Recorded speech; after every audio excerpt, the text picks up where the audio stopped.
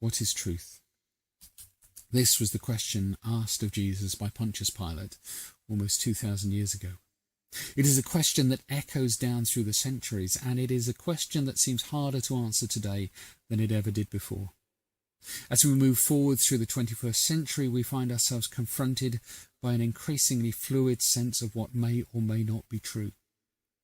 Science is forever on the move. The way that the universe functions is being questioned and analysed at every level, from the vast astronomical studies of stars and galaxies and black holes down to the subatomic quantum scales. Assumptions about our perceptions of history are being challenged.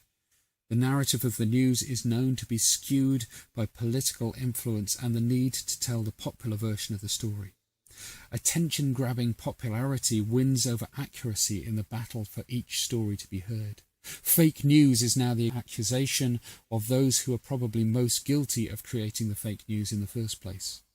And more often than not, it is levelled first at those who would seek to speak truth to the power that is spiralling out of control. In the mix of all this, the narrative of religion is becoming increasingly polarised between those who grasp at some sense of the absolute and those who call for a humble acknowledgement of our limited understanding. The lines of division are drawn and the story is told. From one side of the argument, it seems that the liberals are all about undermining truth, religion, tradition and faith, replacing all sense of decency with a desire to bow down to the self-centred and fleeting popular opinions of the day. From the other side, the story is that progressive thinking digs deeper into Scripture and searches for that divine nature of love for all humanity, while the literalists skim over biblical passages in search of words that support their bigotry and hate. Outside of these arguments, the atheists claim that religion is arcane and barbaric, anti-science, celebrating ignorance and rooted not in any living God, but in a human desire to wield power over others. And all this plays out on the backdrop of an overpopulated world on the brink of ecological catastrophe, in the grips of a global pandemic, and with the looming questions of how personal data is being collected in unimaginable quantities and perhaps used for unknown and unspeakable purposes.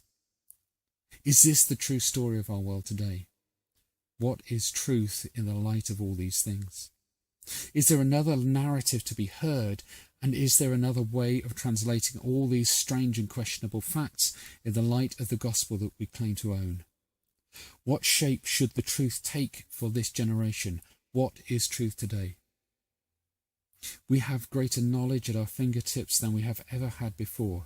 We have deeper understanding of the nature of the universe than we have ever done before. And yet, as a species, we have never been so divided as to what constitutes the truth. Never has there been a time in human history when the answer to this age-old question seems so near and yet so far from our grasp. Never has there been a time in human history when it has been more important that we get some grasp of the truth for the sake of all humanity.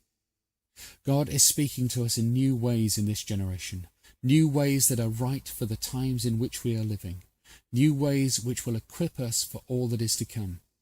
But we are barely listening, as we barely understand the language that is being spoken to us. We're still trying to hear a God who is speaking to a medieval church, but God has moved on and is calling us to catch up. This is why the church needs a fractal theology to survive, because we need a theology and a language that will equip us to understand the political, theological, scientific and prophetic landscape that we all now occupy.